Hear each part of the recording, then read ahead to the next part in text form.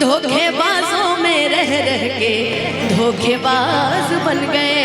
वो धोखेबाजों में रह रह के धोखेबाज बन गए। और धोखेबाज इसलिए बन गए हैं, हाँ।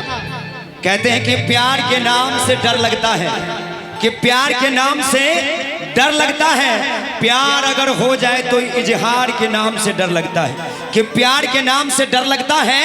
प्यार अगर हो जाए तो इजहार के नाम से डर लगता है। अरे प्यार खुदा है मैंने सुना था दुनिया वालों से, लेकिन प्यार में ना आधी रात मिलने से अब बड़ा डर लगता है।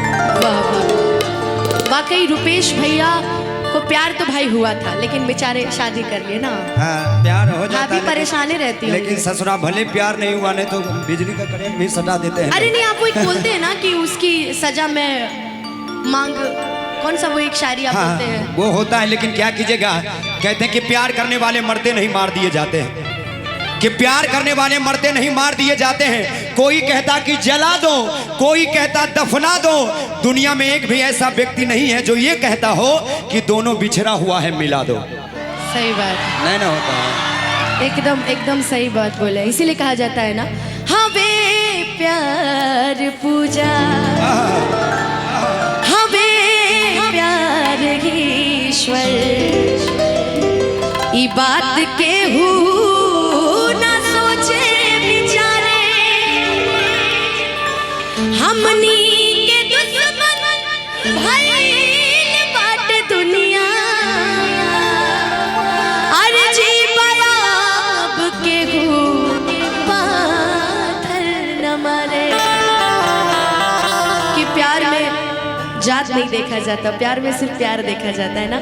और प्यार अगर अपनी जात में हो जाए तो फिर तो और मजा हो जाए। फिर तो हम गाएंगे कि मुझे साजन के घर जाना, और अगर अपने जात में ना हुआ तो फिर गाओ कि रोते रोते मिले हमसे आइल बड़ी हमर जान, आज हरदी में लटाइल बड़ी। है ना जी? लेकिन प्यार मोहब्बत की दास्तान सुनाएंगे, लेकिन उससे पहले थोड़ा सा रोमांटिक हो लेते हैं। ऐसे ही देखिए हमारे रुपेश भैया की नई नई शादी हुई थी, और पहले के समय में क्या होता था ना, आज के समय में तो फोन का सिस्टम है, यहाँ एंगेजमेंट हुआ वहाँ वीडियो कॉल बातें शुरू हो जाती है। मोहब्बत से पहले भी वीडियो कॉल बातें शुरू हो जाती थी, लोग एक दूसरे को देख लेते थे। और उस समय में शादी के बाद लड़की को लोग देखते थे। तो भाई अगर पति इतना सुंदर मिल जाए और लड़की भी सुंदर हो, पति भी सुंदर हो, तो भाई सोने पे सुहागा है। तब तो लड़का कहते फिरेगा कि गोरिया चांद के आजोरिया नियन गोर बाड़ो हो, कि गोरिया चांद के आजोरिया नियन गोर बाड़ो हो, कि ताहर जो नहीं खेको बेजोड़ बड़ो। दिन रात आपके मैसेजेस इंस्टाग्राम पे, फेसबुक पे, व्हाट्सएप पे देखती रहती हूँ। फरमाइश तो बहुत ज़्यादा है, लेकिन शुरुआत करती हूँ कि सांवली सुरतिया, बुला दीजिए उनको, रुपेश भैया मॉडल लोग को बुला दीजिए, कि मोहनी मुरतिया, कि बड़ा निक लागे उनकर मीठी मीठी बतिया, कि मुस्की मेरा जाके लुभा गईनी, कि मुस्की मेरा जाके लुभा गईनी। लेकिन मेरा गाना वही है जो आप लोग इतना पसंद करते हैं, सुनते हैं। और साथ में क्या भाई ठीक हो, तुम्ही से पूछना ठीक हो, इससे पूछना ठीक हो, एकदम परफेक्ट। घर परिवार मेहरारू सब ठीक है ना? कि जैसन सोचले रहनी वैसन पियावा मोर। अच्छा चिल्लाए क्यों? हम तो एक लोग के लिए नहीं गए, हम तो सबके लिए गए। तो भाई सब मिलके चिल्लाओ ना यार, कि जैसन सोचले रहनी वैसन पियावा सांवर न गोर भर हो, जैसन सोचले रहनी वैसन पियावा मोर सांवर न गोर भर हो, थोड़े हर पातर मोट थोड़े आड़ पड़े सांवर न गोर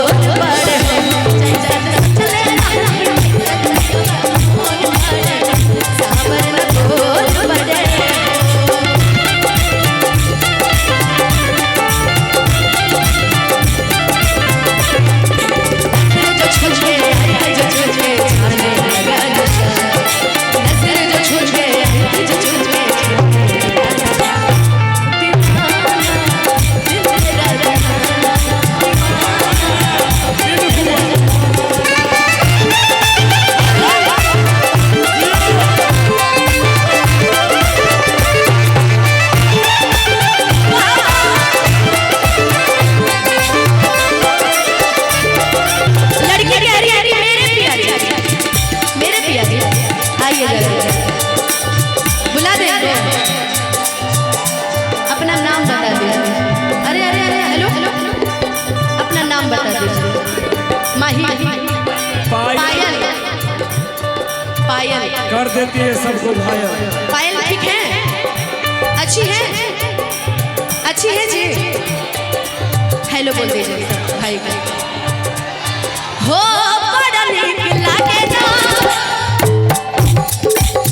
पल्लव जी के बोलिया, जब से लहर बड़े आप भगत गली।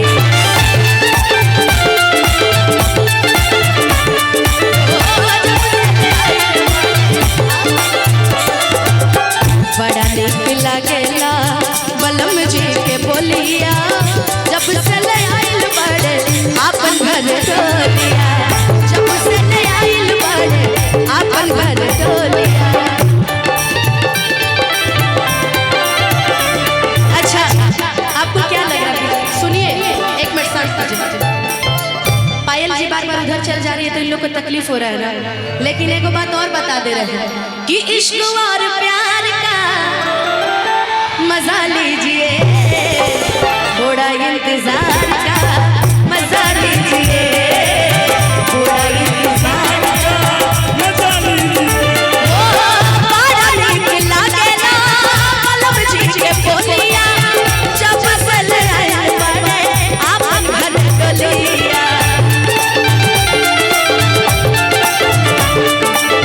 जब से आइल बड़े आपन घर डोलिया। कि बन के हमरा जिंदगी,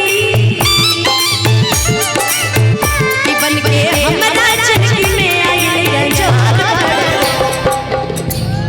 कि बन के हमरा जिंदगी में आइल रंजोर बड़े, सांवर लगोर बड़े। अच्छा इसमें किसकी किसकी शादी हो गई है? किसकी किसकी शादी हो गई है और किसकी किसकी नहीं हुई है? अब बीच वालों को क्या समझा? आधा शादी हुआ है, हैं? प्यार मोहब्बत किए है ना, तो फिर ठीक है, उसी के लिए झूम लीजिए कि बन के हमरा जिंदगी में आइले अंजोर सांवर लगोर बड़े।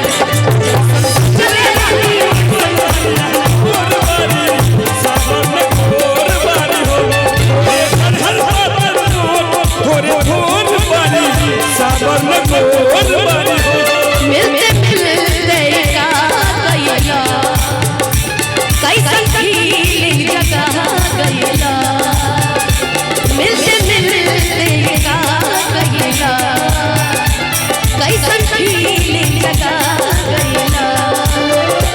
कब हो गइला कुछ हमने चले ना मालूम,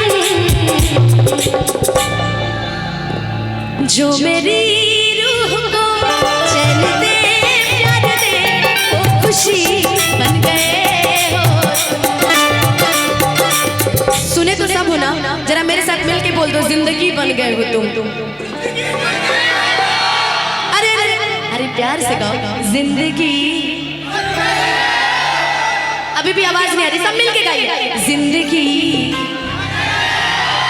अब जरा ताली बजा के झूम के, जिंदगी बन गए हो, जिंदगी बन गए हो।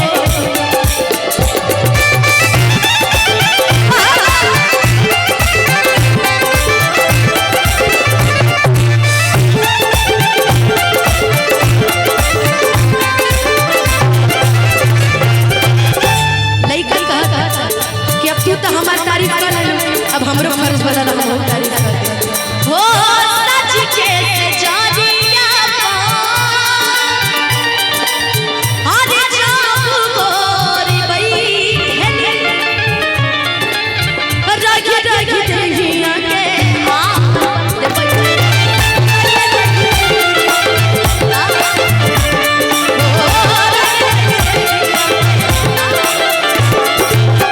सज के सजरिया पा जब गोरी बैठे रख रख दहिया के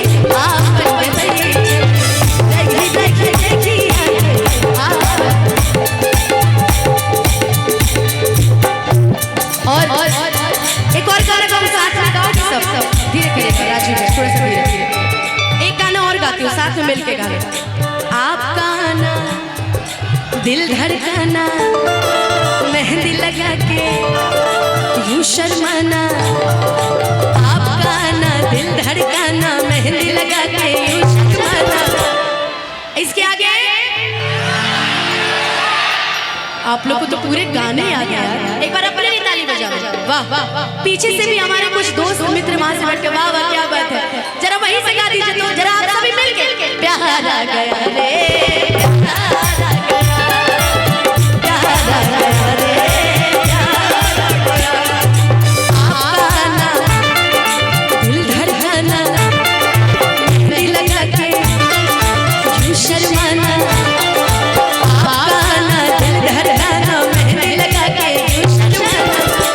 अब ये साउंड की तरफ से आवाज आना चाहिए। प्यार आ गया रे, आप लोग भी वहां से गाइए तो प्यार आ गया रे।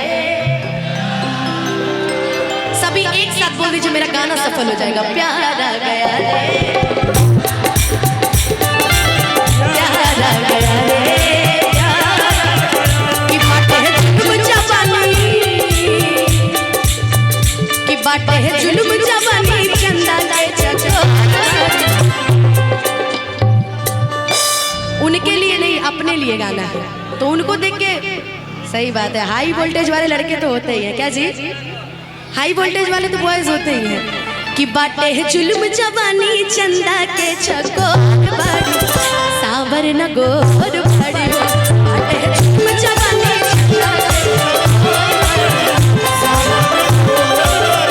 कि जैसन चले रहनी वैसन धनिया मोर भड़ी, सावर न गोर, कि थोड़े छहर कातर मोट थोड़े गोर भड़ी, सावर न गोर, कि जैसन चले रहनी थोड़े छहर कातर मोट थोड़े